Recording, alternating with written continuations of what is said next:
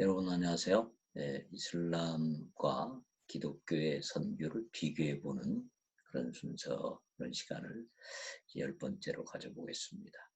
자, 우리 화면 공유에 들어가서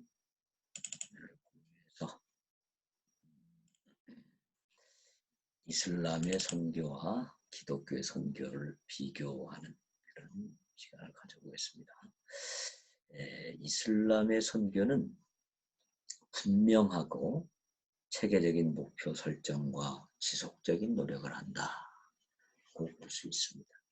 자, 이슬람의 선교는 분명한 목표를 지니고 있습니다.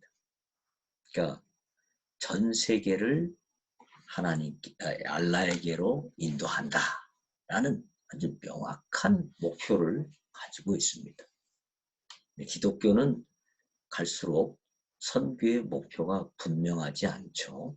모든 것이 다 선교라고 생각하면서 목표가 너무 폭이 넓어지는 경향이 있는데, 이슬람은 딱 전 세계의 이슬람화라고 하는 이 분명한 목표를 계속해서 가지고 있습니다. 그 다음에 또 체계적인 추진, 이 세계 이슬람화라고 하는 목표를 향해서 모든 그 이슬람 국가들이 힘을 합하고, 그 다음에 체계적으로 에너지를 모아서 모든 인적 자원과 물적 자원을 모아서 이 선교를 차근차근 추진해가고 있습니다. 그리고 아주 지속적으로 끊임없이 이 일을 하고 있습니다. 그러니까 기독교처럼 하다가 그냥 중간에 그만두고 다른 목표로 바꾸는 것이 아니라 지속적으로 노력을 하는 그런 측면이 있습니다. 자, 그래서 2080년까지 전 세계의 이슬람화라고 하는 목표를 이제 가지고 꾸준히 지금 이 목표를 향해서 나아가고 있습니다. 무슬림 비정부 기구인 무슬림 월드 리그, 이런 단체들을 만들어 가지고 이 단체들이 아주 온전히 전 세계 이슬람화를 위해서 계속해서 애를 쓰고 있는 그런 모습을 보이고 있습니다. 자, 그래서 지금 이슬람의 유럽에 있는 이슬람의 인구가 머지않아 10%를 달성할 것으로 그렇게 예상됩니다. 현재는 독일, 프랑스 이런 나라들, 유럽의 아주 큰 나라들이 6에서 8% 정도의 무슬림 인구를 가지고 있고요. 전체 평균은 한 3에서 5%쯤 됩니다. 근데 2050년까지 유럽의 무슬림 인구가 20%가 넘을 것이고, 그 다음에 15세 이하는 50% 이상이 무슬림이 될 것이다. 이런 예상이 신문 기사로 나온 것을 보았습니다. 자, 그런데 이슬람은 이처럼 분명한 목표를 가지고 지속적으로 그 목표를 향해서 체계적인 전략을 세워서 나아가는 반면에, 기독교는 어떻습니까? 기독교는 1950년대 이후로 양 진영이 나뉘어졌습니다. 이 나뉘어지다 보니까 힘의 분산이 일어납니다. 그래서 한쪽에서는 원래 우리 기독교가 2000년 동안 해왔던 선교의 목표, 즉 복음화를 계속적으로 하자, 이렇게 주장을 하는 반면에, 다른 쪽에서는 복음화보다는 인간화, 세상이 사람 살기 좋게 모든 사람이 인간다운 삶을 살 수 있도록 인간화를 추구하자. 그래서 복음화를 위한 힘과 인간화를 위한 힘이 이렇게 분산되는 그런 모습을 보이고 있습니다. 근데 정책의 혼선이 빚어지죠. 복음화와 인간화는 때로 충돌될 가능성이 있습니다. 그러니까 보통 때는 잘 몰라요. 복음화와 인간화가 같이 갈 수 있는 것처럼 보입니다. 그러나 복음을 전하면 어떤 곳에서는 심각한 갈등과 분쟁이 발생할 수 있고 또 심지어 목숨이 위태롭거나 순교를 당할 수 있는 그런 위험성도 있습니다. 그렇기 때문에 복음화는 인간화의 측면에서 보면 인간화를 방해하는, 인간화를 못하게 만드는 요소로 보일 수도 있습니다. 그렇죠? 그러니까 복음화와 인간화는 어떻게 보면 서로 상충되는 그런 측면이 없지 않아 있습니다. 그래서 우리 주님이 그런 것들을 이미 예견하시고 제자들을 파송하실 때 마태복음 10장에서 뭐라고 말씀하시죠? 내가 세상에 화평을 주러 온 줄로 생각지 말라. 화평이 아니요 검을 주러 왔노라. 검을 주러 왔노라. 그러니까 복음이 전해지면 처음에는 어떤 경우에 화평이 아니라 검이 생겨날 수 있다는 것입니다. 불화와 갈등이 생겨날 수 있다라는 것입니다. 그런데 인간은 이 복음화와 인간화를 동시에 추구하게 되면 결국 인간의 본성은 편한 방향으로 가고 싶어 하죠. 그래서 복음을 전하는 것보다는 복음 전하는 걸 약화시키고 어떻게 하든지 서로 사이좋게 평화롭게 잘 지내는 그쪽을 원할 것입니다. 그게 인간의 본성이죠. 그러다 보면 자연스럽게 이제 기독교는 복음화가 갈수록 약화될 수 있는 그런 위험성이 있다 이렇게 보겠습니다. 그렇기 때문에 기독교는 지금 갈수록 복음화보다는 어떻게 하든지 그냥 세상에서 우리가 평화롭게 잘 공존하면서 지내자라고 하는 인간화가 더 힘을 얻는 그런 모습입니다. 그래서 결국 복음화가 약화되는 거죠. 기독교에서는. 자, 이슬람의 선교에 있어서도 인간화 사역이 없는 건 아니죠. 이슬람도 인간화 사역을 많이 합니다. 가난한 사람들, 소외된 사람들, 힘없는 사람들, 패배자들 이런 사람들 대상으로 이슬람교에서도 굉장히 많은 지원 활동을 합니다. 1992년에 이집트 카이로에서 지진이 났을 때 그 이슬람 기구들, 또 이슬람 교인들이 그냥 그 굉장히 긴급한 구호를 시행하면서 많은 사람들로부터 이슬람에 대한 좋은 그런 이미지를 받았습니다. 인도네시아 무함마디자는 600만여 명 정도의 회원을 확보하고 활발한 사회봉사 활동을 펼칩니다.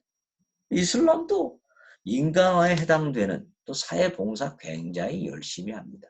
그러나 차이가 뭡니까? 이슬람은 인간화를 선교의 목표로 생각지 않고 선교의 다리로 생각을 합니다.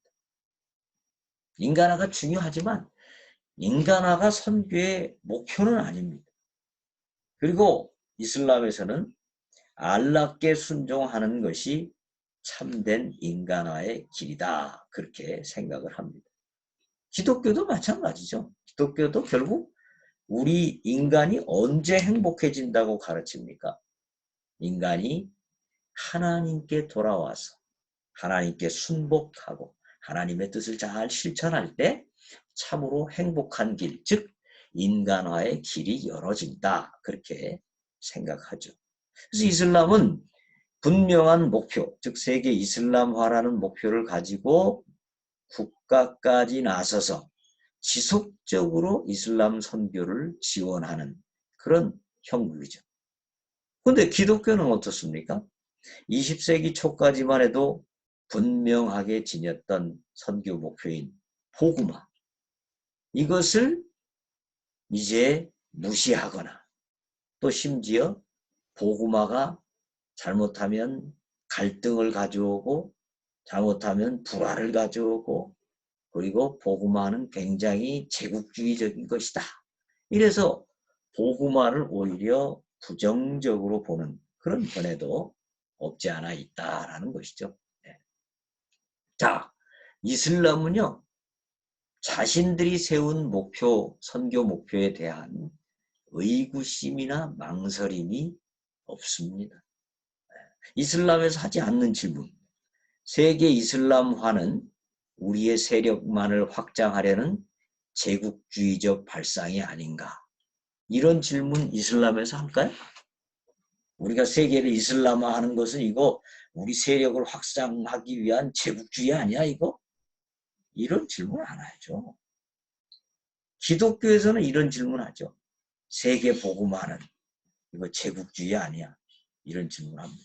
또 모스크만을 많이 세우는 것이 알라의 뜻이 아니라 이 세계의 평화를 추구하는 것이 알라의 뜻이 아닌가? 기독교는 이런 질문을 많이 하죠.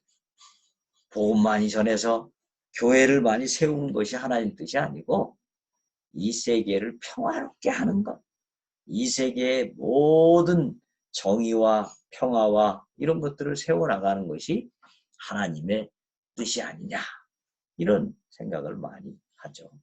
또 세계 모든 민족이 다 나름대로 문화가 있는데 이슬람의 문화만을 고집하는 것은 문화적 제국주의 아닌가? 이런 질문을 이슬람에서는 하지 않죠. 근데 기독교는 기독교만을 전하는 것. 이건 뭔가 기독교 문화를 전하는 제국주의 아니냐. 이런 의구심이 많이 있다라는 것입니다. 자, 기독교는 진보 진영을 중심으로 이런 의구심이 많이 팽배함. 복음전도는 제국주의적 확장 아니냐. 다 나름대로 자기의 종교가 있는데 복음을 막 전하는 것은 이건 제국주의적인 확장 아니냐. 이런 생각이 있죠. 또 하나님께서 원하시는 것은 교회의 확장이 아니라 온 세계의 샬롬, 평화, 공존 아니냐. 이게 미시오 데이의 핵심 개념이죠. 미시오 데이의 핵심 개념이 이거 아닙니까? 세계의 샬롬, 평화, 공존. 그게 바로 하나님의 뜻이다. 복음 전도가 하나님의 뜻이 아니다. 세상을 교회로 데려오려고 하는 것보다는 세상에 나가서 세상의 샬롬과 평화를 만들어내는 것이 하나님의 뜻이다. 이건 미시오 데이의 주요한 주장 중에 하나죠. 자, 거기다가 모든 종교에는 나름대로 계시의 가능성이 있으므로 기독교만을 일방적으로 주장하지 말고 대화를 통하여 서로를 배워가는 것이 옳지 않느냐. 그러니까 종교 간의 대화를 자꾸 강조하는 겁니다. 물론 우리가 종교 간의 대화를 할 필요가 있을 때가 있어요. 상대방을 이해하고 상대방이 어떤 형편에 있는지를 알고 어떻게 복음을 전하면 좋겠는가 라는 차원에서 종교 간 대화를 할 필요가 있습니다. 그러나 이 에큐메니칼 진영을 중심으로 종교 간 대화는 상대방을 알아가는 데 있다기보다는 이 계시, 진리를 서로 대화를 통해서 진리를 찾아 나가자. 이런 의미가 있죠. 근데 성경은 진리를 타종교와의 대화를 통해서 진리를 찾아가라고 말씀하시지 않죠. 성경은 타종교의 복음을 증거하라고 말씀하시지 진리를 찾으라고 말씀하시진 않습니다. 하여튼 근데 이제 진보 진영을 중심으로 기독교는 종교 간 대화를 많이 강조하고 나아가서 모든 종교가 다 구원의 가능성이 있다는 종교 다원주의 또 모든 피조물이 다 구원을 받을 것이라는 만유 구원론, 이런 것들이 기독교에는 지금 힘을 얻고 있습니다. 여러분, 만유가 구원을 얻는다라고 하면 가장 필요 없는 것이 무엇이겠습니까? 바로 복음전도 아니겠습니까? 선교 아니겠습니까? 교회 아니겠습니까? 교회가 왜 필요합니까? 모든 만유가 다 구원을 받는다라고 하면 선교와 전도와 교회가 별로 필요가 없어지는 것이죠. 그런데 기독교는 이런 사고가 상당한 지금 지지를 얻고 있다라는 말씀입니다. 그래서 결국 이런 모든 사고는 기독교의 그 전도의 약화와 교회의 쇠퇴로 이어지게 되는 것이죠. 자, 이슬람 포교에는 모든 것이 총동원됩니다. 이슬람 선교를 위해서 모든 것이 총동원되는데, 예를 들면 중동의 석유 자원은 선교를 위한 알라의 선물이다, 그렇게 생각합니다. 알라께서 우리에게 이렇게 석유라고 하는 귀한 자원을 주셨으니 우리가 이것을 세계 이슬람화를 위해서 써야 되지 않겠느냐. 또 알라가 모욕을 당하는 상황이나 이슬람의 확장에 필요하다면 목숨까지도 헌신하려고 하는 그런 사람들이 많이 있습니다. 그래서 적어도 수천 명의 이슬람 젊은이들이 매일 이 꾸란을 읽어가면서 언제든지 저에게 폭탄 조끼를 입혀주시면 제가 가서 알라를 위해서 지하드로 죽겠습니다. 이런 젊은 전사들이 지금 수천 명이 대기를 하고 있어요. 이게 참 무섭죠. 그래서 개인부터 국가까지, 평신도부터 종교 지도자까지, 작은 헌신부터 목숨을 드리는 일까지 전폭적으로 헌신하는 것이 바로 이슬람이죠. 거기에 비해서 우리 기독교는 어떻습니까?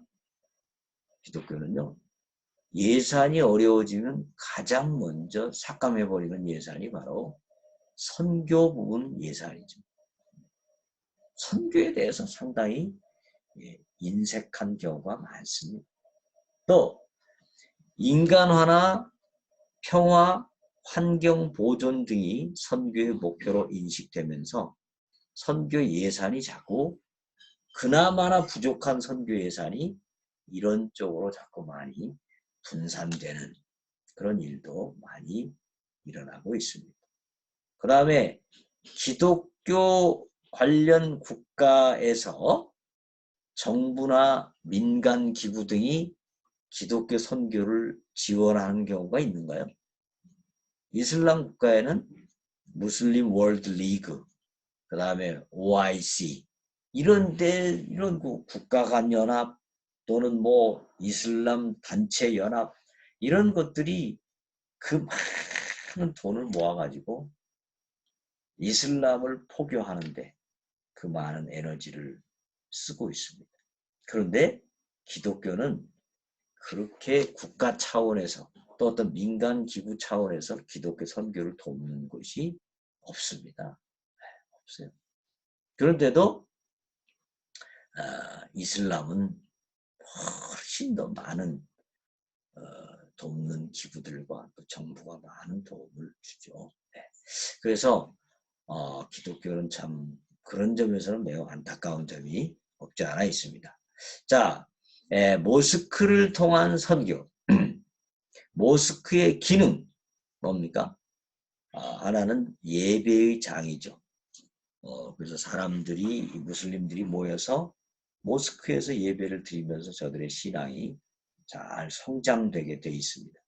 또 동시에 모스크는 생활의 중심지입니다.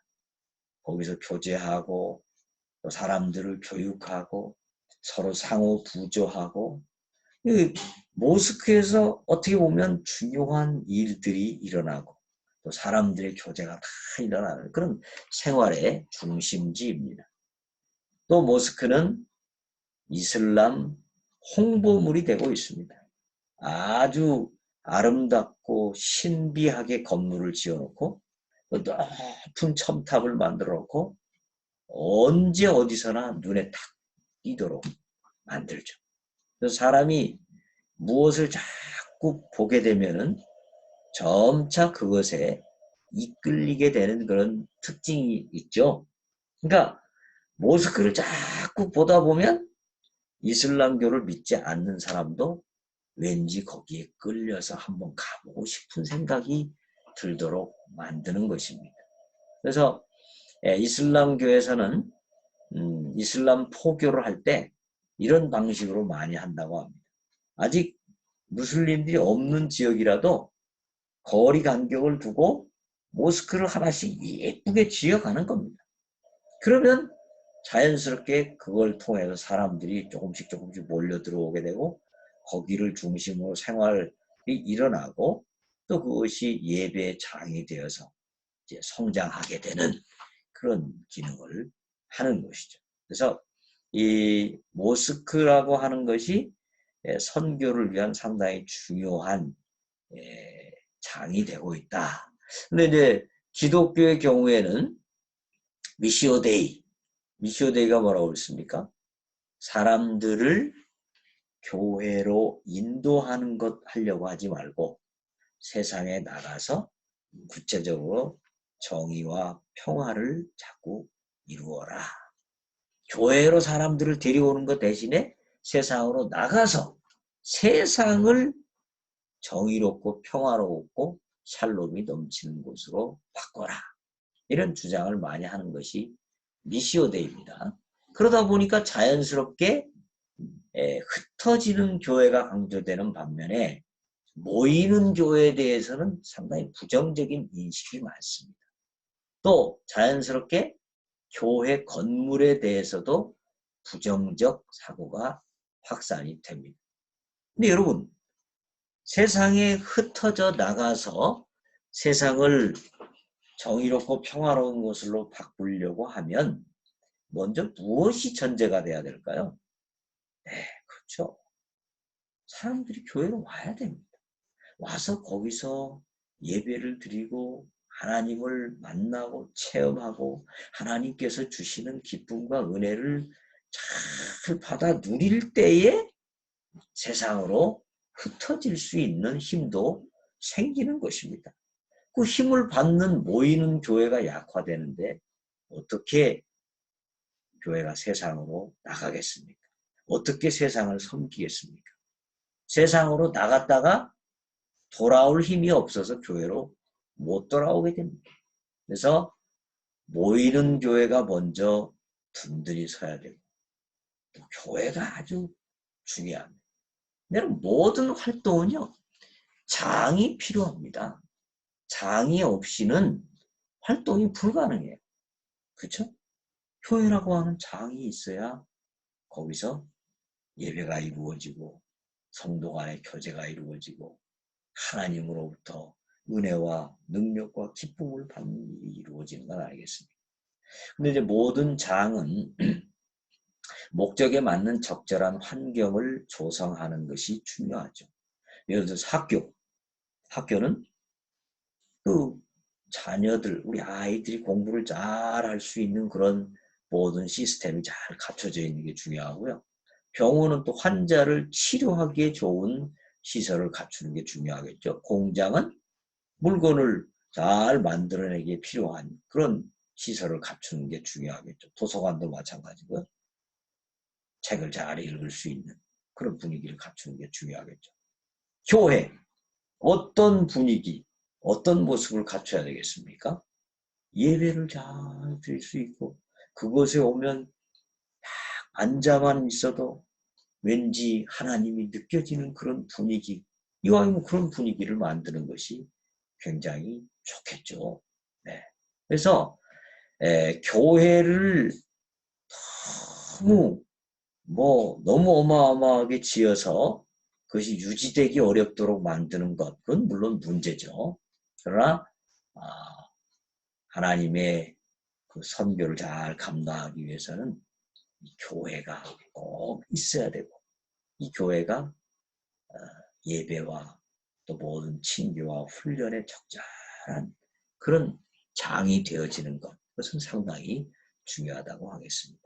자, 그래서 하여튼 이슬람은 이 선교에 있어서 기독교보다 어떻게 보면 훨씬 더 분명한 목표를 가지고 지속적으로 그 체계적으로 선교를 수행하고 또 굉장히 헌신적으로 선교를 수행하고 그리고 그것을 위해서 모든 것을 헌신하는 그러면서 뭐 선교에 대해서 회의를 갖지 않는 그런 일사불란한 그런 진행이 이루어지는데 기독교는 그것이 조금 부족한 너무 많은 회의가 있고 너무 많은 의구심이 있고 그러면서 헌신하지 않는 이런 것은 상당히 기독교 선교가 이슬람보다 뒤지게 되는 그런 원인이 될 수 있다. 그렇게 보겠습니다. 예, 거기까지 하시고 또 이제 곧 이어서